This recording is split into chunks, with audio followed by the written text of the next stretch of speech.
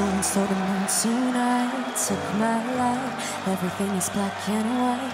Who's the fool who told two boys dark? Malmö, where we are from, is against genocide, and we don't support the Eurovision Song Contest. And here in Malmö, a lot of people are from Palestine, and many of their families are getting hurt there. Eurovision, isn't it? Should be about silliness and meaninglessness, and yet it seems to be being hijacked by political issues now. Do you have any sympathy for the contestant from Israel who just happens to be from the country in the centre of a big geopolitical row? Should she be treated like this? I do feel very sorry for her because she's 20.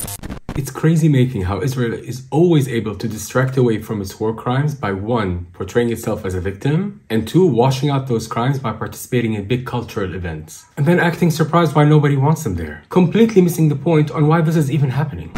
Here to show that we think it is outrageous and inexcusable for Eurovision to let Israel participate while committing a genocide. Since Israel's first participation in Eurovision in 1973, it has been used as a propaganda tool to cover up its occupation of Palestinian territory under the rug, under the carpet, the red carpet, if you will. This literally happened in 2019 when Eurovision was held on an Israeli-destroyed Palestinian village. So Israel's participation has always been political. But this year's event has been extra dystopian because not only has the genocide been going on for 7 months, but it is literally still going on while Eurovision is happening. And I'm just gonna put side by side what Israel is doing in Palestine, not just in Gaza, also in West Bank where there's no Hamas. And I'm gonna put that side by side with Eurovision where Israel is celebrating all the points it's collecting.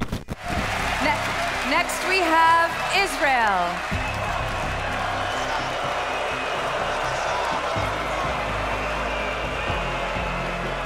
You have received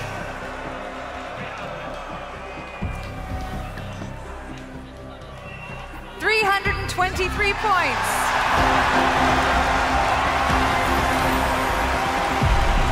But despite this art wash filter that Israel is laying on top of its crimes, Israel's participation in Eurovision this year was rubbing people the wrong way. Not just people protesting on the street, but other participants as well, delegations from other countries participating. Like they had tension with the Dutch delegation. If you follow Eurovision even remotely, you would have heard that the Dutch were disqualified this year. The contestant, Joost Klein. But from the very beginning, even before the disqualification, when there were rumors that Joost wasn't participating in the rehearsal the night before, it was already linked to Israel. The Eurovision Song Contest slogan is United by Music.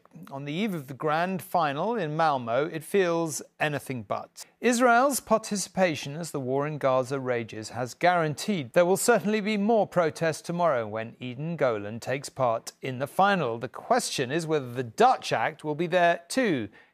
It all started at the press conference when the Israeli contestant was talking to the press. Joost had his face covered because he didn't want to deal with her. And then when she was asked a controversial question by a Polish reporter, and a moderator said, "You don't have to answer that question," basically making sure that the Israeli singer is not uncomfortable, Joost just lifted the thing off his head and was like, why not? Why can't she answer the question? She has to. And then the guy sitting by the Israeli singer, someone from her delegation, was just staring daggers at Joost. Have you ever felt that by being here, you bring risk and danger for other participants and public? You don't have to answer that question if you don't want to. Why not? If you want to answer. I think we're all here for one reason and one reason only. And the EBU is taking all safety precautions to make this a safe and a united place for everyone. And then how does it feel that Netherlands and Joost asked you to actually answer the question? She did. Yeah. I did. So there you go. Israel and the Netherlands have fallen out. What do you think about the disqualification of Joost Klein? I have to go, I'm sorry. Now, I'd never heard of Joost before this, but now that he's having tension with those Zionist demons, I want to have his babies. So Joost, come on my channel, babe. I know that makes me sound biased, but you know, sometimes in the face of a land grab child murdering project like Israel, if you're siding with the babies who are being killed, it's kind of okay to be biased. Yeah. So in the name of justice for Joost, I'm gonna finish this video in my best Joost drag. Yes, I'm a clown. And what of it? Welcome to my circus, girl. The circus where we dismantle Zionism one lie at a time. Buckle up, buttercup. By the way, sorry about the noise or the hammering they hear outside. They're building, they're reconstructing, and I was waiting for it to go away, but it looks like it's gonna last till the afternoon. And we cannot wait. Okay. By the way, I'm going on vacation tomorrow. Finally, my first vacation in 8 years. I'm not a workaholic, you are. And one more thing, I really want to thank all the people who donated on the last couple of videos and all the new members. Love you guys.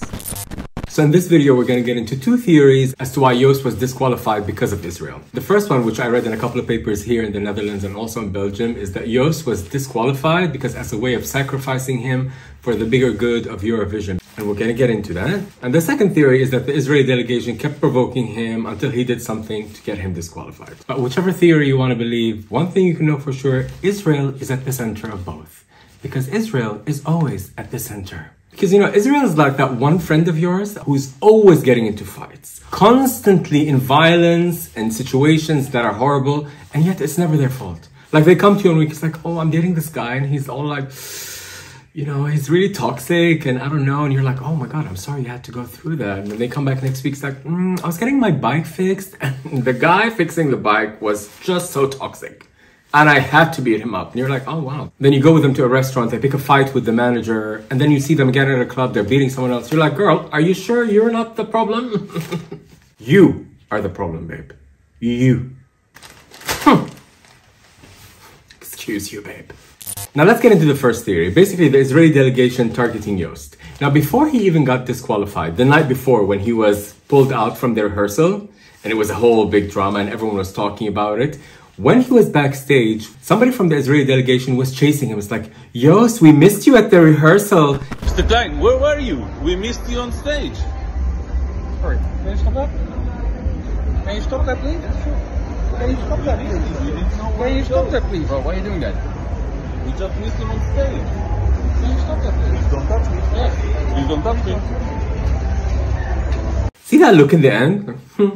I didn't do anything. That's Israel in a nutshell.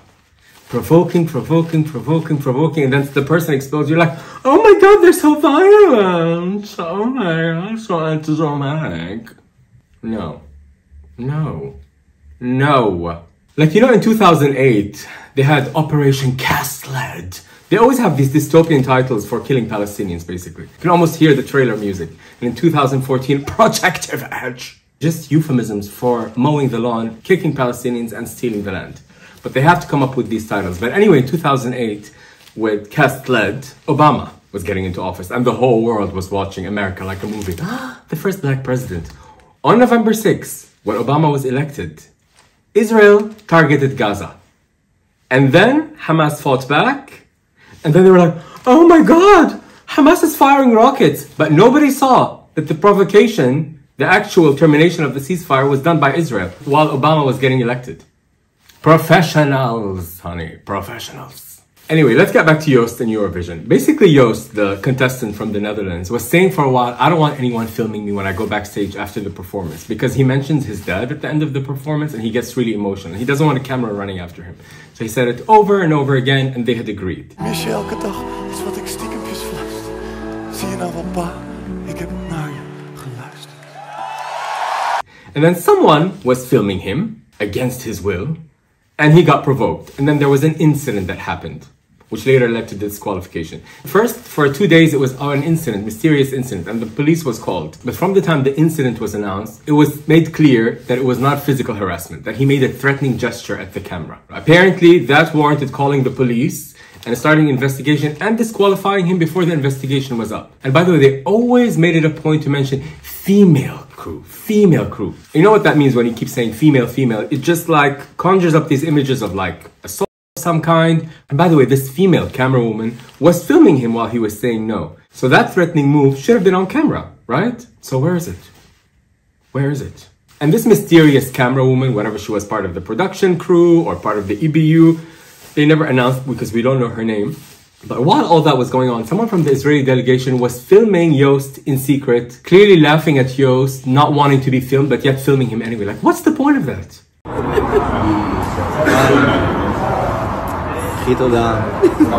תעבירי לי באיירפורט. בדיוק. איזה יפים. What's the point of this provocation? Another red flag was the very defensive yet very revealing statement from the EBU, which said that it was not involving any other delegation, clearly implying that people are going to assume that another delegation was behind that. Why would you say that? If it's just someone from the crew, just someone from the crew. But the Israeli delegation, by the way, has been harassing a lot of other contestants, not just Joost.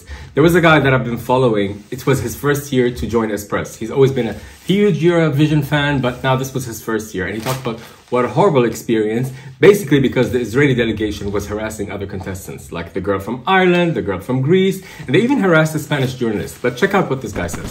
What I have seen and experienced here is nothing short of horrific behavior, in particular by one delegation.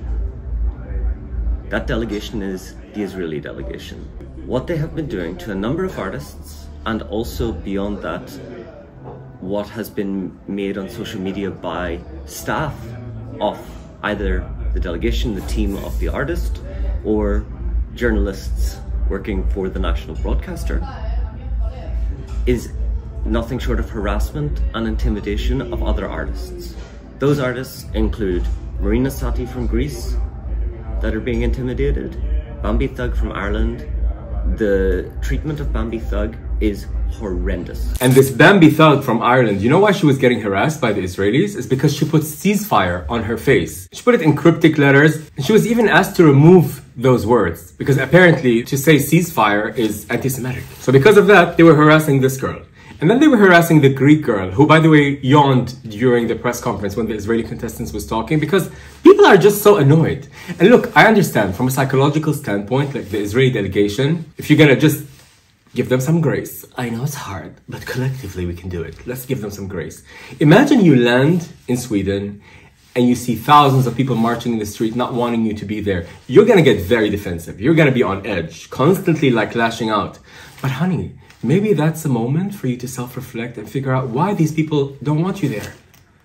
These people don't hate Jews. It cannot be. You can, deep down in your heart, you cannot really think that all these thousands of people around the world marching, of all ethnicities, all of them are driven by hatred of Jews? Really, girl? But anyway, it must be really difficult to go in and see everyone like not wanting you to be there. But girl, if you're gonna be harassing people, that doesn't do much for your reputation as violent perpetrators. Yeah? So the more you harass and you bully people, you're just confirming it. Just a thought. And what's interesting about disqualifying Joost for making a violent gesture is why aren't you not disqualifying the Israeli delegation, which includes, by the way, the broadcaster who's harassing this Irish girl? Like, why don't you disqualify them? I'll tell you why. Do you know who Moroccan Oil are? They're the proud presenting partner of Eurovision. The main sponsor, basically. You would think that by a name like Moroccan Oil, that this is from North Africa. No, babe. It's an Israeli company. Yes.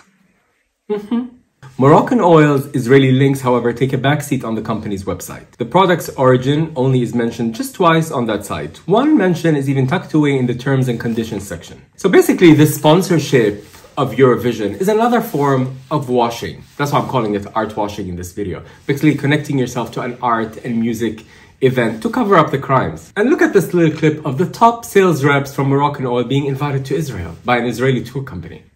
Basically, Israel does all sorts of washing. Pink washing, green washing. With Moroccan Oil, it's beauty washing.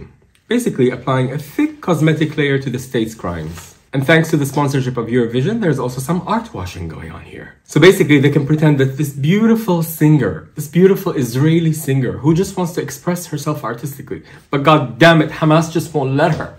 Oh my god. The idea is that these damn terrorists just won't let anyone enjoy music. It does seem to be that Eurovision, which is meant to be a bringing together of people to just listen to music and it to be a happy event, is more and more often being taken into a political arena, and it's being used for that purpose. We didn't realise it back in the day, but of course we all sort of voted for Ukraine at that time, 2 years ago, and it changed everything and they shot to the top. The double standards are just... wow. It's incredible, like from a psychological standpoint, like how people can be so blind to their own racism. In the same breath, you can say you've helped Ukraine win, but then say, oh, it's too political to get involved on behalf of Palestinians. Delusion. Convince yourself. Now let's do the other theory, which is basically that EU chose to intentionally sacrifice Joost in order to save Eurovision. And this theory is based on the premise that Israel was going to win, which would have upset too many people and would have hurt the event's future chances. Let's break this one down. As the organizer of Eurovision, the EBU has gotten itself to a lot of trouble for accepting Israel as a participant. They saw the massive protests, they heard the boos in the hall that they filtered out.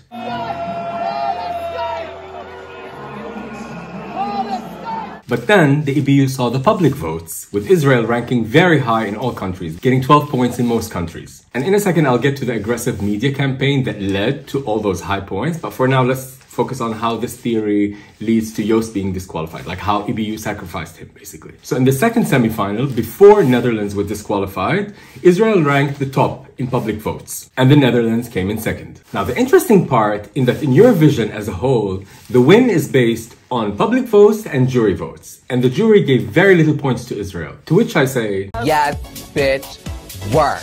And the favorites among the juries were Netherlands, Croatia, and Switzerland, which ended up winning. And if the Netherlands would have stayed, the three of them, Netherlands, Croatia, and Switzerland, would have had to share the professional jury points, which would have split them evenly, and then that would have led to Israel winning because of the high public votes. And the EBU knew that the actual public out on the street did not want Israel to win. The drama would have been too high. And they knew, even Loreen, last year's winner, indicated that she would not give the prize if Israel won. And I'm not a big fan of this theory per se, but it's the perfect opportunity to talk about the aggressive media campaign that led to Israel winning all the points. Let's get into it, babe. No. And when I say the media campaign was aggressive, it was aggressive. Israeli embassies and interest groups everywhere across Europe, and even in the US, were advertising with a call to cast votes for Eden Golan, the Israeli singer. The Consulate General in New York even advertised in Times Square, vote number 6 and vote up to 20 times. We will dance again, of course, linking it back to October 7. Even though, by the way, the EBU asked them to remove references to October 7 from the song, so that it remains apolitical, but the campaign was all about October 7. We will dance again. As if Palestinians are doing all this to stop lovely Israeli girls from dancing. What the f? And what's interesting in how the ads were targeting at Europe, on YouTube, I mean, if you know my content, it's very pro-Palestinian. And in the lead up to Eurovision, every ad I would get was about following my heart and voting for Eden. Even though the algorithm should know what kind of videos I see. It's literally right there. And by the way, in Europe, right-wing politicians were encouraging everyone on social media to keep voting for Eden. In France and the Netherlands and Germany, tweeting about the 12 points for Israel and voting several times for the number 6. And this is not political. All right, girl. Sure. Just watch this Belgian politician, Asita Kanko, talking about how it's important to vote for Eden because it saves Western values and saves European girls and all girls who want to dance. And totally not reading from a script, by the way. No, not at all. She's not getting paid to do this. No. It's from her soul, babe. Yeah. تفضلي. A young girl needs protection to take part in Eurovision. This is the situation that the press should take offense at, instead of stepping out of its role to be a political vehicle that turns a blind eye to the origin of the current conflict in the Middle East, a pogrom, where young girls also present at a music festival could not be protected from the rage of Islamic terrorism. Basically, nobody in power ever holds Israel accountable, and they allow them to continue not only washing over their crimes, it allows Israelis, like just everyday Israelis, like the singer Eden, who I'm sure is a nice human being on her own, removing from this conflict, but it allows people like that to continue living in denial. Are you ever uncomfortable with everything that's going on? No, I feel great, and I feel like I'm at the right place at the right time, and I'm doing my job, and and even if you want the war to end. This is not a question. But let's turn away from all these lies and talk about the truth. Beautiful truth, albeit very heartbreaking truth. Because in a time like this, truth and reality is gonna break your heart. It has to. And I think, I'm not gonna ask everyone to not look away, but I think it's good sometimes to bear witness to the pain. Give yourself a break, remove yourself, but just to act like nothing is going on, that's very Zionist, babe. That's very zone of interest. And we don't do that. So on that note, I want to finish this video with a small little lip sync, which was a poem by a Palestinian poet, Rafat Al-Arir, who was actually killed by Israel in December. And this guy, by the way, used to teach at the University of Gaza, and he used to fight with words, with poems, right? This man, mind you, was called terrorist by Israel. This man who would encourage his students to take the pen and start writing and show their message and plight to the international community. He teaches English and he encourages his students to write poetry. This man is so tender. He fights with poems. And he wrote this poem in November because he was already getting threatening calls that, you know, his time is up. So he knew the end was coming. So he wrote this poem to his daughter in November and he was killed in December. And by the way, his daughter and her husband and their child were killed later on as well. And long live Israel, babe.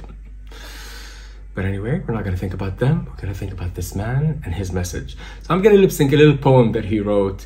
It's called If I Must Die. It's really beautiful. And so many people have read this poem, like actors. And I just found a clip of a man whose voice that I like. And I'm just going to lip sync to that and show some pictures of Palestine. So, if I must die, you must live. To tell my story, to sell my things, to buy a piece of cloth and some strings, make it white with a long tail, so that a child, somewhere in Gaza, while looking heaven in the eye, awaiting his dad who left in a blaze, and bid no one farewell, not even to his flesh, not even to himself, sees the kite, my kite you made, flying up, above, and thinks for a moment an angel is there, bringing back love. If I must die, let it bring hope. Let it be a tale.